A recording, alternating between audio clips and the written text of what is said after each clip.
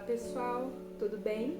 Nesse vídeo de hoje nós vamos falar sobre depressão, automutilação e suicídio, que são temas muito atuais, são coisas que estão presentes no nosso dia a dia, no nosso cotidiano. Acredito eu que todos nós conhecemos alguém que sofra de depressão e às vezes não entendemos e não conseguimos ajudar essa pessoa a lidar com essa doença, com esse sofrimento que ela está passando. Então eu quero aqui deixar de forma clara e objetiva tudo sobre a depressão, certo? Então vamos lá, o que é depressão? O que significa depressão? Depressão é o ato, ação ou efeito de deprimir-se ou abater física ou moralmente, emocionalmente. A OMS define depressão como um transtorno mental comum que pode se tornar crônico. A depressão ela prejudica a pessoa nos seus afazeres, nas suas coisas cotidianas, do seu dia a dia. A pessoa se torna incapaz de conseguir desenvolver essas tarefas como ela desenvolvia antes. É caracterizada principalmente por sentir-se uma tristeza profunda e até pensamentos de morte, levando a pessoa ao suicídio. Então é algo muito sério, é algo que nós precisamos conversar, é algo que nós precisamos debater no nosso dia a dia, é algo que a gente precisa levar para nós, para sempre, para que a gente consiga entender e desenvolver empatia pelo outro. Entender como essa pessoa com depressão se sente, o que é essa depressão. O conjunto de sintomas começa a prejudicar, como eu disse, o dia a dia da pessoa cometida. E quais são esses sintomas, Jéssica? Eu quero falar para você dos sintomas. Alterações no humor. A pessoa tem os seus momentos de alegria e daqui a pouco tem os seus picos de tristeza, uma hora parece que tá tudo bem, outra hora já não tá mais, então o humor ele oscila, ele se altera demais. Falta de interesse. A pessoa acometida de depressão, ela perdeu o interesse pela vida. Como o nome já diz, depressão é um buraco. E ela perdeu o interesse por si mesma, interesse até pelos seus afazeres, como limpar a casa, sobre a sua higiene pessoal. Tem pessoas com depressão que não conseguem tomar banho, passam dias e dias sem tomar banho, sem escovar os dentes, sem pentear o cabelo, sem jogar uma água no rosto, de tão mal que a pessoa está, numa depressão tão séria. Aí tem também problemas com o sono. Ou a pessoa dorme demais ou ela dorme de menos. Às vezes troca, né? Dorme o dia inteiro e à noite não consegue dormir. Problemas com o sono também é algo muito comum. Ou também vai dormir o dia, a noite inteira.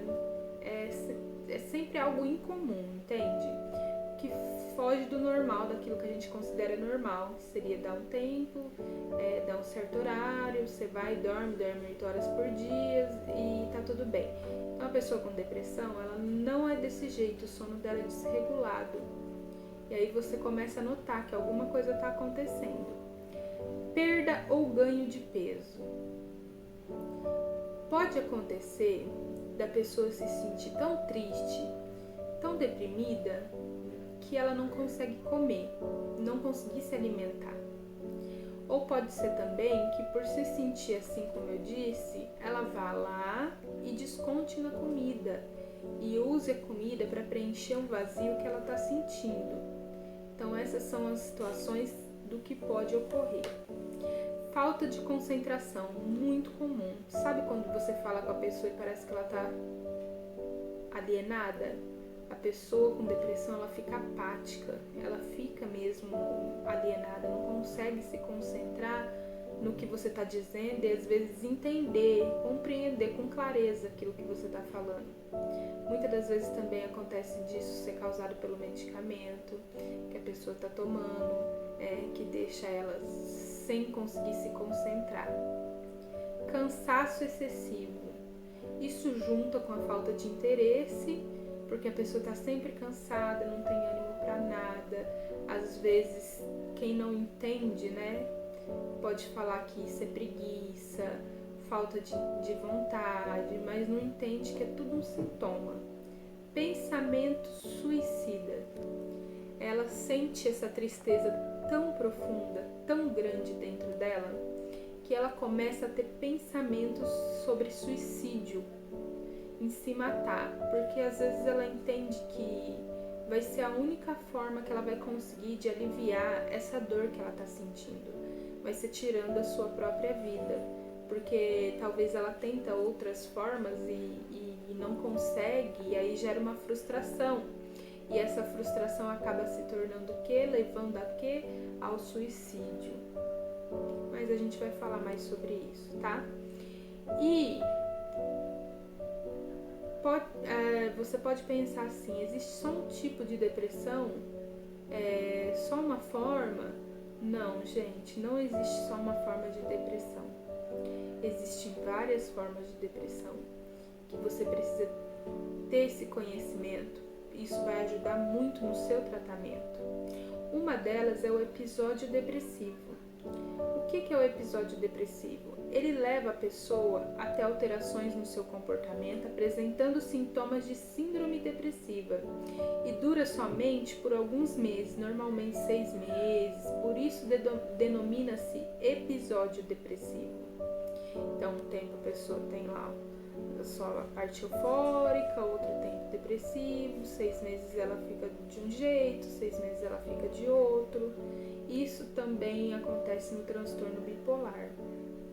No transtorno bipolar, às vezes a pessoa pensa que é ter várias alterações de humor num dia só. Não, isso é transtorno de personalidade borderline. O transtorno bipolar, a pessoa permanece um tempo, vamos colocar aí 6 meses, ela permanece depressiva, e os outros 6 meses ela permanece naquele período de euforia, de agitação.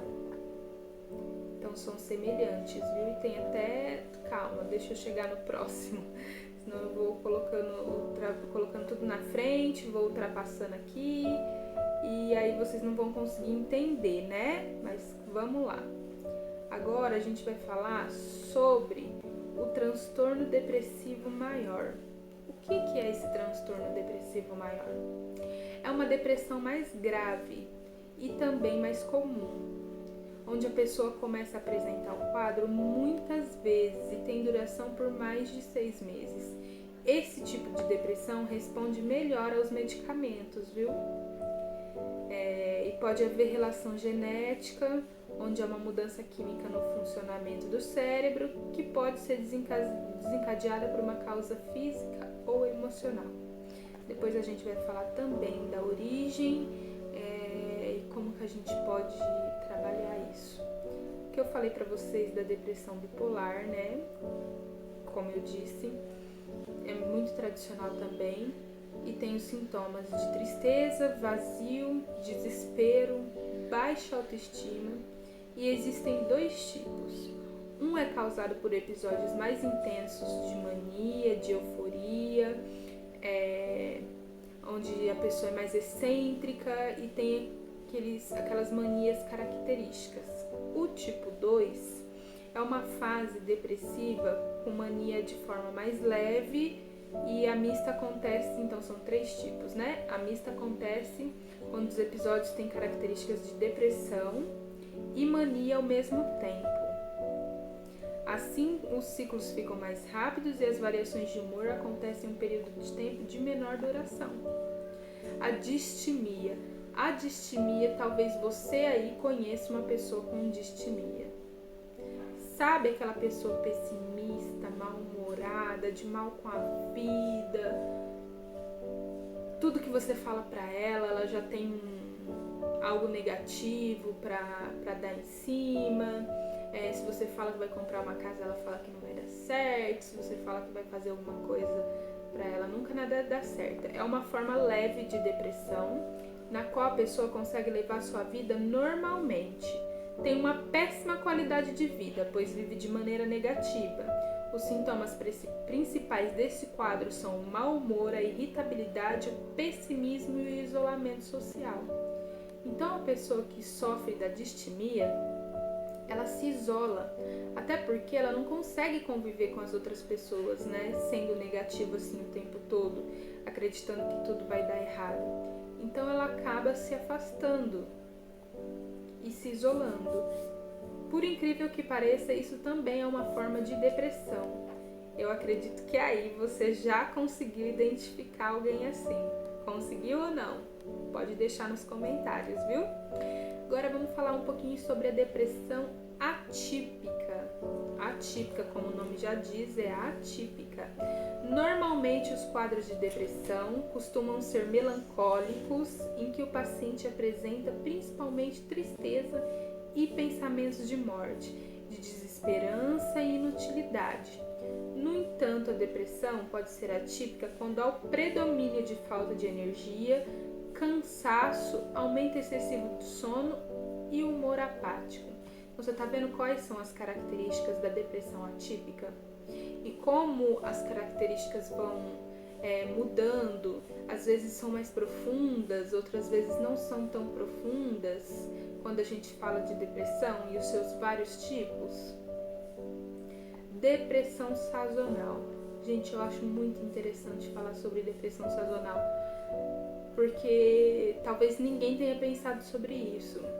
Talvez aqui no Brasil não, né? Porque aqui é um país quente, é um país caloroso, mas existe uma forma de depressão que é assim, mais predominante em lugares onde o sol não aparece tanto, onde faz muito frio. Vamos colocar Alasca, Polo Norte, né? Polo Sul, vamos colocar Antártida, Suíça, Alemanha, esses lugares mais frios, onde o sol não aparece tanto. Isso ocasiona uma depressão, a pessoa começa a ficar triste, deprimida, começa a ter os sintomas da depressão, a querer ficar só deitada, a sentir esse cansaço excessivo. Isso também ocorre não só nos lugares frios, mas também como épocas comemorativas, sabe? Natal, Ano Novo, aniversários. Por quê? Porque a pessoa cria expectativas demais sobre essas experiências, ou às vezes tem até uma experiência negativa em relação a isso. Aí tende a ficar mais deprimido. Por acaso na sua família tem aquela tia, aquele tio, aquele parente, até o pai, a mãe, ou alguém que você conheça, que falou de festa, a pessoa já fica triste? Falou de comemorar algo, Natal, Ano Novo, nunca tá reunido com a família, fica distante, fica deprimida, abatido, e isso é algo nítido que você percebe? Então isso pode ser uma depressão sazonal. E aí o que tem que fazer? Trabalhar, investigar o porquê. Talvez pode ter sido um trauma que a pessoa teve relacionado a essa época do ano, e fazer ela entender, elaborar aquilo, ressignificar, para ela conseguir viver em paz, conseguir viver livre disso e não mais oscilar de humor quando chegar essas épocas. E quando é em questão do frio, né, do gelo, da neve, de lugares onde o sol não é tão predominante, fazer um tratamento também, um tratamento mental, um tratamento emocional. Agora nós vamos falar sobre mais um tipo de depressão, que é a depressão pós-parto. Nossa, a depressão pós-parto é algo que acomete muitas mães. Eu já ouvi muitos relatos de mãe que teve depressão pós-parto. E por que isso acontece? Vou explicar para vocês. Ocorre depois do nascimento do bebê, porque durante a gestação há um equilíbrio hormonal. E no parto ocorre uma queda abrupta dessas substâncias que pode levar o corpo a ressentir, reagindo a um quadro depressivo. Essa é a depressão pós-parto. Então, quando a gente está grávida, as mulheres, quando estão grávidas, elas têm ali um equilíbrio, né, nos seus hormônios, está tudo ok. Mas quando o bebê nasce, Aí é aquela síndrome do ninho vazio, perde-se muito hormônios na hora do parto, se perde muito sangue, a mãe está se preparando emocionalmente para receber aquele bebê, para cuidar daquela criança, então tem muita coisa acontecendo. É na onde pode sim haver uma depressão pós-parto e ela pode ser até 1 ano depois do nascimento do bebê. Então, dentro desse período do nascimento até 1 ano, a mãe pode sim estar em depressão pós-parto. A seguir, vamos falar sobre a depressão psicótica, que é um quadro muito grave mesmo de depressão e aliada a outros sintomas que eu vou colocar aqui para vocês. A depressão psicótica alia sintomas de tristezas a outros menos típicos, né? Como delírios e alucinações. Então, pode ser que além de sofrer da depressão psicótica, a pessoa tenha um grau de esquizofrenia que acarreta, né? Que agrava, aí se torna uma depressão e uma psicose. A pessoa tem ideias convictas de que está em ruína, que seu corpo está sendo destruído, está apodrecendo, pode ter alucinações na qual ela escuta vozes, essas vozes mandam fazer coisas, ela vê vultos, são vozes depreciativas, ela tem a sensação de que a todo momento está vindo um espírito da morte para buscar ela, então a pessoa sai fora da realidade, daquilo que a gente poderia considerar uma depressão mais comum. Ela começa a delirar, a se sentir muito perseguida. Isso é algo que acontece bastante na depressão psicótica, onde a pessoa se sente muito perseguida, que a todo momento tem alguém tentando fazer mal para ela, tá tentando fazer alguma coisa. Esse é um exemplo de depressão grave, mas costuma ser rara, então não acontece normalmente, né? No entanto, qualquer pessoa pode desenvolvê-lo, e não é só quem tem um histórico de família. A gente também vai falar sobre isso, sobre histórico de família. Tem aquela pergunta prática, épica de: depressão tem cura? Depende do que você entende por cura. Mas se a sua cura, que você está dizendo, é se aliviar desses sintomas e fazer com que eles não te prejudiquem mais, tem sim. E o que você precisa fazer? Tá, primeiro eu vou falar das origens, né, do que podem ser as causas da depressão, e depois a gente fala sobre isso, tá certo? As origens pode ser fisiológica, emocional, genética e por estresse e ansiedade. Então vamos falar um pouquinho sobre cada. Fisiológica. O que acontece na depressão fisiológica? Pode haver algumas alterações químicas no cérebro, nos neurotransmissores que nós possuímos. E aí o que acontece?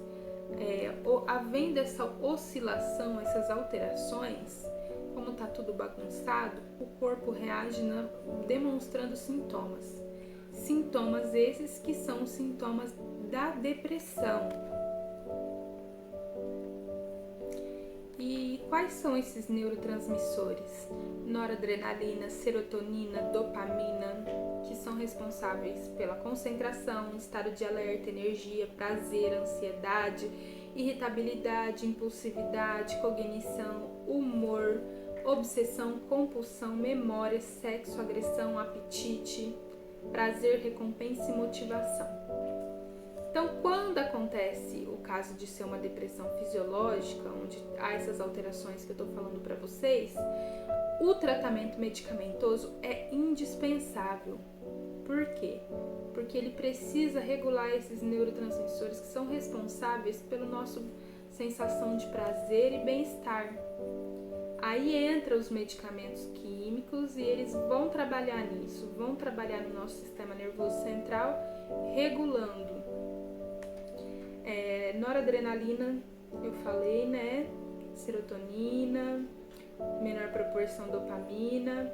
Então precisa corrigir essas substâncias que transmitem impulsos nervosos entre as nossas células. Emocional.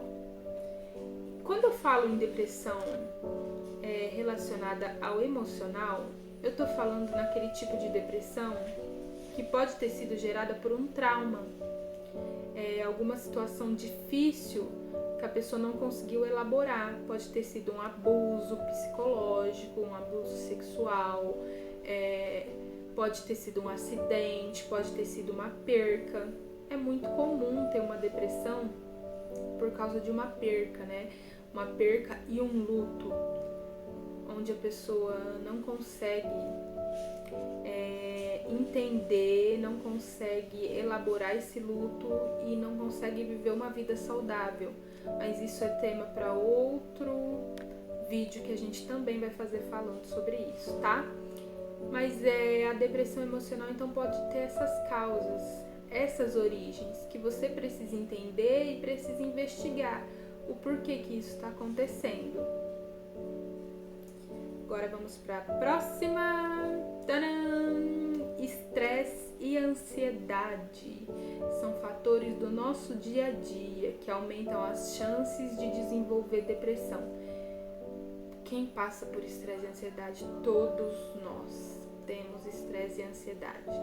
Mas a gente tem que saber controlar e saber as formas com que a gente vai lidar com esse estresse, com essa ansiedade, para que isso não venha nos prejudicar. A diferença entre elas é que o estresse é uma resposta a uma ameaça numa situação e a ansiedade é uma reação ao estresse, excesso de cobrança, executar várias tarefas ao mesmo tempo e etc. Quem se identifica com isso? Eu me identifico com tudo isso, até por ser uma pessoa que se cobra demais. Você se cobra demais ou é cobrado demais por outras pessoas? Pode estar aí sofrendo de estresse, de ansiedade, sofre por antecipação. Antes que alguma coisa aconteça, você já está sofrendo por ela? Sim, então é algo que precisa investigar, né? E vamos para a próxima. Predisposição genética é a última que nós vamos falar. Às vezes a gente fala assim que depressão passa de pai para filhos, se a doença tem componentes genéticos ou é mais mental, emocional. Vou esmiuçar um pouquinho para vocês entenderem. É assim, tem pessoas que falam, pesquisadores que falam que é uma coisa genética, que tá lá nos genes, é modificado os genes e tal, e aí o filho da pessoa com depressão tem mais chance de desenvolver depressão, mas é algo relacionado ao comportamento. Deixa eu explicar para vocês o porquê que é algo relacionado ao comportamento. Porque não tem nada cientificamente provado que é genético. Lá assim, essa pessoa tem depressão e tem uma alteração no gene dessa pessoa. Não. Mas tem a questão da gente aprender com o comportamento. Porque ao longo da nossa vida, nós temos os nossos pais como espelho, as pessoas que estão ao nosso redor, as pessoas que estão mais próximas. Essas pessoas são o espelho que a gente segue. E aí você aprende com o comportamento de um depressivo assim se tornar uma pessoa depressiva. Porque você vai aprender a lidar com as situações e com as coisas da mesma forma que aquela pessoa está lidando. Você vai aprender e vai refazer aquilo, certo? Vocês conseguem entender? Então a pessoa que sofre, por exemplo, eu sou mãe, sofro de depressão, meu filho tem mais chances sim, até 3 vezes mais chances de desenvolver depressão, mas não por causa da genética e sim por causa do meu comportamento, por causa daquilo que eu estou apresentando para ele, que ele está aprendendo comigo. Por isso que é essencial que a gente faça o tratamento. Porque se a gente conseguir se tratar, eles não vão aprender com esse comportamento, certo? Então a gente vai dar uma qualidade de vida melhor para nós e para eles. Próxima coisa, vamos falar Agora a gente vai falar sobre as opções de tratamento, né, da depressão e também para as outras coisas, para automutilação, para o suicídio, que é o tratamento terapêutico. É um tratamento terapêutico super eficaz, muito bom, é a hipnose, a hipnoterapia. Hipnoterapia para trabalhar depressão, tratar depressão é sensacional. Com apenas 6 sessões você consegue tratar a pessoa com depressão. Associada à terapia também, maravilhoso. E o tratamento medicamentoso. Só que às vezes a gente precisa tomar cuidado em relação aos medicamentos, por quê? Porque ao invés deles nos beneficiar, eles podem nos prejudicar. Sim, isso acontece muito. Em vez do medicamento trazer um benefício, ele prejudica. Por isso que você precisa entender qual o tipo de depressão que você sofre, para você conseguir saber como que você vai tratar isso, como você vai lidar com isso. Se vai ser sim de uma forma medicamentosa, ou se fazer um tratamento terapêutico resolve, se é uma forma de depressão mais grave, se é uma forma de depressão mais leve. Precisa-se sim entender tudo isso. Terapia é essencial, você estando ou não estando com algum problema, todos nós devíamos fazer terapia, devemos fazer, né? Vamos falar um pouquinho sobre automutilação ou síndrome de Cushing. Automutilar-se é agredir o próprio corpo. Agredir o próprio corpo em busca de um alívio ou de um prazer emocional. E ocorre normalmente entre os 13 a 17 anos, mas isso é algo que oscila também, varia, pode ocorrer com adulto, não só com adolescente. Mas por que acontece mais nessa fase na adolescência? Porque eles estão em conflito emocional, eles estão num conflito interno, na qual eles estão passando por uma transição, né, de físico e emocional, como eu disse. Eles estão saindo de um corpo de criança, um corpo infantil, e estão indo para um corpo adulto. Então, agora tudo está mudando, estão entrando na puberdade, as meninas estão menstruando, os meninos estão engrossando a voz, está nascendo barba. E são coisas que eles estão se preparando para lidar, entende? Os adolescentes estão se preparando para lidar com isso. E na onde tem esses conflitos, igual as emoções estão bagunçadas, como eu disse, tudo está mais intenso, eles conseguem fazer tempestade num copo d'água, tudo tem 10 vezes mais o grau do que é. Eles vão e buscam um alívio através do corte. Outros buscam esse alívio na bebida, nas drogas, com coisas ilegais, mas tem pessoas que buscam através do corte, porque quando ela se corta, o que ela faz?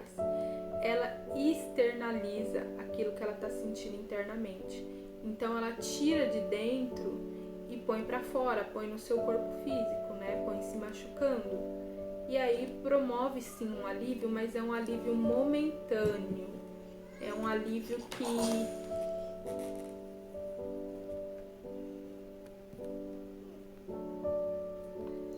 promove sim um alívio, mas é um alívio momentâneo, que depois as questões emocionais ainda vão continuar ali para ser todas trabalhadas. Então não é uma coisa eficaz, não é uma atitude eficaz, não resolve o problema e pode até agravar o problema, né? Levando a pessoa em um suicídio. Já pensou se numa dessas se corta, faz um corte muito profundo e acaba acertando uma veia, uma artéria? Então não é algo eficaz. Em geral, a automutilação ela é usada para obter alívio emocional e merece atenção. Não pode ser considerada como um ato de chamar atenção, pois não é. E mesmo se fosse um ato de chamar atenção, será que isso já não indicaria que tem alguma coisa errada? Indica sim. Se eu tenho que me cortar para chamar atenção, é porque tem alguma coisa errada, né? Quem se automutila não está bem, está em uma crise emocional muito grande. É um misto de sentimentos, A pessoa está completamente abalada, a autoestima está abalada, o sentimento de inutilidade é grande, o vazio consome, sente-se perdido, confuso, paranoico, estúpido. Isso é uma coisa que eu já ouvi bastante também de pessoas que tinham o hábito de se cortar, sobre elas se sentirem inúteis, ter um sentimento de inutilidade muito grande, se sentir incapaz de conseguir, de exercer. Então isso é um sintoma também, mas é preciso tirar essa dor do peito e colocar ela para fora, com alguém capacitado, né? Com alguém especializado para fazer isso. Agora, por fim, nós vamos falar sobre o suicídio, que não é menos importante, que é muito importante, e sobre a taxa de suicídio hoje no mundo. Vamos falar um pouco dos brasileiros. A taxa de suicídio de adolescentes entre 10 e 14 anos aumentou 40% nos últimos 10 anos. E 33% com aqueles que têm idade entre 15 e 19 anos. Isso segundo o Mapa da Violência, 2014.